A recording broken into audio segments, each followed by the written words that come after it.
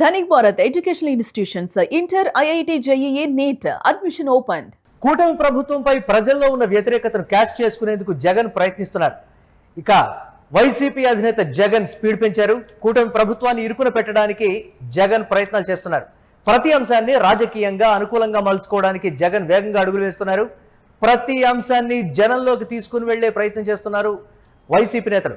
అన్ని రాష్ట్రాల కంటే ఆంధ్రప్రదేశ్లో పెట్రోల్ డీజిల్ ధరలు ఎక్కువగా ఉన్నాయనేటువంటి అంశాన్ని కూడా ప్రజల్లోకి తీసుకెళ్తున్నారు. అధికారంలోకి వస్తే పెట్రోల్ ధరలను తగ్గిస్తామని నారా లోకేష్ హామీ ఇచ్చారు. మెడికల్ కళాశాలలు ఆర్టీసీ ప్రైవేటీకరణపై కూడా వైసీపీ పోరాటం చేస్తున్నట్లుగా కూడా ఈ నేపథ్యంలో తెలుస్తోంది. దీనికి సంబంధించి మరిన్ని అప్డేట్స్ మా కరెస్పాండెంట్ కిరణ్ అందిస్తారు. కిరణ్, ప్రతి అంశాన్ని కూడా ప్రజల్లోకి తీసుకుని వెళ్ళి పూర్తి స్థాయిలో పోరాటానికి సిద్ధమవుతోంది వైఎస్ఆర్ కాంగ్రెస్ పార్టీ. ఇకపై ప్రజా సమస్యల మీద పోరాటం చేస్తాం, నిత్యం ప్రజల్లోనే ఉంటాం, పార్టీ చురుగ్గా ప్రజల్లోకి వెళుతుంది అనేటువంటి మాట. ఏంటి వైఎస్ఆర్ కాంగ్రెస్ పార్టీ వ్యూహం ఏంటి? దీనికి సంబంధించి నిత్యం ప్రజల్లో ఉండాలనేటువంటి ఆలోచన స్పీడ్ పెంచారు, గేర్ మార్చారు అనేటువంటి పరిస్థితి ఏంటి, ఎలా చూడాలంటారు దీన్ని? వైసీపీ అధినేత జగన్మోహన్ రెడ్డి విదేశాలకు వెళ్ళక ముందు, విదేశాలకు వెళ్ళొచ్చిన తర్వాత కూడా పార్టీకి సంబంధించిన కార్యక్రమాలు యాక్టివ్నెస్ పెంచారు. నేరుగా జగన్మోహన్ రెడ్డి ప్రజా సమస్యలపై ఆయన స్పందిస్తున్నారు. మరోపక్క ట్వీట్లు చేస్తున్నారు. ఆయా నియోజకవర్గాల్లో పార్టీ కార్యకర్తలను, నేతలను కూడా సిద్ధం చేశారు అనే ఒక ప్రచారం ఊపందుకుంది. ఎందుకంటే ఇటీవల కాలంలో జగన్ స్పీడ్ గా నిర్ణయాలు తీసుకుంటున్నారు, వేగం పెంచారు పార్టీ కార్యకలాపాల్లో అనే ఒక ప్రచారం జోరందుకుంది. ఎందుకంటే గ్రౌండ్ లో తన పార్టీకి సంబంధించిన కార్యకర్తలను, నేతలను కూడా ఇప్పటికే రంగంలోకి దించారు. ఒకవైపు ప్రభుత్వానికి కూటమి ప్రభుత్వానికి సమయం ఇవ్వకోకుండానే 2 ఏళ్ల పాలన ముగుస్తుంది. ఇంకా కూటమికి హనీమూన్ పీరియడ్ అయిపోయింది, ఇంకా సమయం ఇవ్వకూడదు, నేరుగా ప్రజా సమస్యలపైన ఉద్యమించాలంటూ పార్టీ నేతలకు, కార్యకర్తలకు ఆయన పదే దిశానిర్దేశం చేస్తారు. ఇటీవల కాలంలో వైఎస్ఆర్సీపీ యాక్టివిటీ కార్యక్రమాలు చూసినప్పుడు వేగం మరింత పెంచారని స్పష్టంగా అవుతుంది. ఏదో ఒక సమస్య పైన నేతలను జనాల్లోకి పంపడమే కాకుండా 3 ఏళ్ల మంది నుంచే ప్రత్యర్థులకు తానంటే ఏంటో చూపించాలనే కృతనిశ్చయంతోనే జగన్ అడుగులు వేస్తున్నారనే ఒక ప్రచారం జోరుగా సాగుతుంది. పెట్రోల్, డీజిల్ ధర పైన నేరుగా ఆయా పార్టీ నేతలు రాష్ట్ర వ్యాప్తంగా ధర్నా చేశారు. ఎందుకంటే పెట్రోల్, డీజిల్ జగన్ ప్రభావం వల్లే పెరిగాయంటూ అనిత చేసిన వ్యాఖ్యలు, మరోపక్క దేశవ్యాప్తంగా పెట్రోల్, డీజిల్ పెరగడం ఒక అంశం అయితే, ఏవైతే పశ్చిమాసియాలో జరుగుతున్న యుద్ధం ఎఫెక్ట్ వల్లే, ఈ యుద్ధం ఎఫెక్ట్ వల్ల ఏవైతే క్రూడ్ ఆయిల్ ధరలు పెరగడం అత్యంత సహజం. అయినప్పటికీ కూడా రాష్ట్రంలో అన్ని రాష్ట్రాల కంటే, భారతదేశంలో ఉన్న 29 రాష్ట్రాలతో పోలిస్తే కేవలం ఆంధ్రప్రదేశ్ లోనే పెట్రోల్, డీజిల్ ఎక్కువ జగన్ దోచుకుంటున్నారంటూ గతంలో టీడీపీ నేతలు, ఇప్పుడు మంత్రిగా ఉన్న నారా లోకేష్ తాము అధికారంలోకి వస్తే పెట్రోల్, డీజిల్ రేటు తగ్గిస్తామని హామీ ఇచ్చారు. అదే అంశాన్ని ఇప్పుడు వైసీపీ నేతలు గతంలో లోకేష్ చేసిన వ్యాఖ్యలను ట్రోల్ చేస్తున్నారు. సోషల్ మీడియా వ్యాప్తంగా ప్రచార కార్యక్రమాలు చేస్తున్నారు. గతంలో ఏవైతే మెడికల్ కాలేజీల అంశం పైన, ఆర్టీసీని ప్రైవేట్ పరం చేస్తున్నారనే అంశం పైన కూడా వైసీపీ నేరుగా ధర్నాలు, నిరసనలు కొనసాగిస్తున్న పరిస్థితి ఉంది. మెడికల్ కాలేజీల అంశం చూసినప్పుడు మెడికల్ కాలేజీకి సంబంధించి ఎవరైనా ప్రైవేట్ వ్యక్తులు టెండర్లు చేస్తే పీపీపీ, పబ్లిక్ ప్రైవేట్ మోడల్ కింద పీపీపీ పద్ధతి పైన, ఏదైతే ఈ పద్ధతి పైన, పీపీపీ మోడల్ పైన ఎవరైనా కాంట్రాక్టర్లు నేరుగా టెండర్లు దాఖలు చేస్తే తాము అధికారంలోకి వచ్చిన తర్వాత ఆ టెండర్లను రద్దు చేస్తామంటూ జగన్ గతంలో ప్రకటించారు. ఆ నేపథ్యంలో భాగంగా అసలు మెడికల్ కాలేజీలకి బిడ్ లేదని కూడా చాలా మంది కాంట్రాక్టర్లకు ముందుకు రాని పరిస్థితి. గతంలో వైఎస్ఆర్సీపీ అధికారంలో ఉన్నప్పుడు ఆర్టీసీని ప్రభుత్వ పరం చేస్తామంటూ ప్రణాళిక సిద్ధం చేశారు. ఆ విధంగా ముందుకెళ్లారు. ఆర్టీసీ ఉద్యోగులను గవర్నమెంట్ లోకి విలీనం చేశామని జగన్ గతంలో ప్రకటన చేసినప్పటికీ తీరా కూటమి అధికారంలోకి వచ్చిన తర్వాత నిన్న ఆర్టీసీ చైర్మన్ కొనకళ్ళ నారాయణ ప్రైవేటీకరణ తప్పదు, ఆర్టీసీలో దాదాపు 15,000 ఎలక్ట్రానిక్ బస్సులు తీసుకురావాలంటే, విద్యుత్ బస్సులు తీసుకురావాలంటే ఖచ్చితంగా ప్రైవేటీకరణ చేయక తప్పదు. ఎందుకంటే మహాలక్ష్మి ఇప్పటికే ఆర్టీసీలో మహిళలకు ఉచిత ప్రయాణం ఇచ్చాము.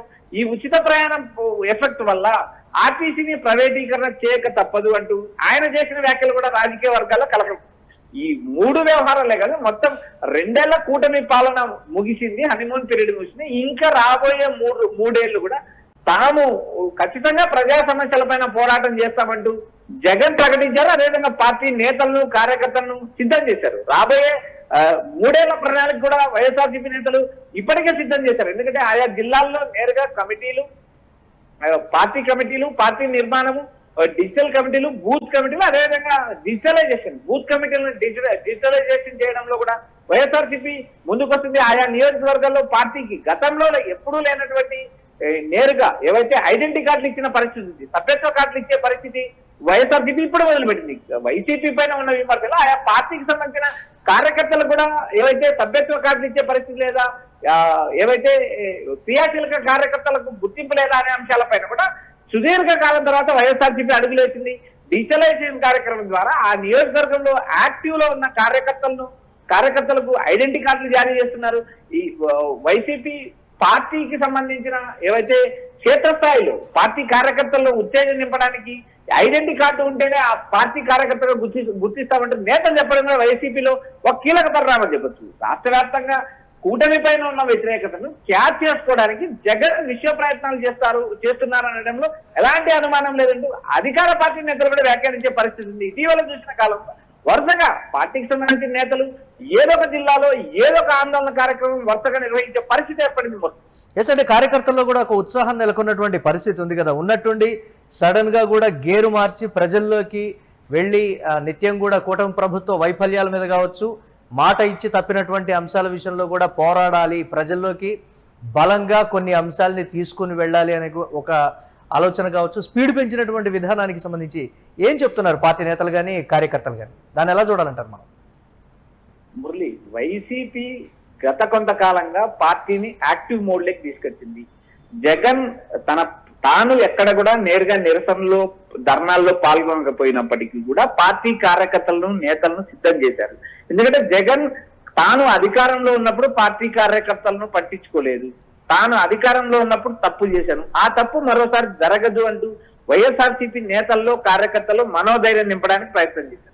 ఈ అంశమే వైఎస్ఆర్సీపీ సోషల్ మీడియా యాక్టివిస్టులకు కానీ వైఎస్ఆర్సీపీ కార్యకర్తలకు కానీ మరింత బూస్ట్ చెప్పింది అని చెప్పొచ్చు. ఏదైతే తన పార్టీకి సంబంధించిన కార్యకర్తలను నేతలను ఇబ్బంది పెడితే సప్త సముద్రాల అవతల ఉన్న ఆ అధికారులను లాక్కొచ్చి పార్టీ కార్యకర్తలకు చెల్లిట్ కొట్టిస్తా అంటూ జగన్ ప్రకటన ఇవ్వడంతో సగం కార్యకర్తలు ఏదైతే డైలమాలో ఉన్న కార్యకర్తలు కూడా యాక్టివ్ అయ్యారనే ఒక ప్రచారం జోరుగా వినిపిస్తుంది. ఇటీవల కాలంలో సోషల్ మీడియాలో కూడా వైఎస్ఆర్సీపీ ప్రచార కార్యక్రమాలు పెరిగే యాక్టివ్ కార్యక్రమాలు చేస్తున్నారు.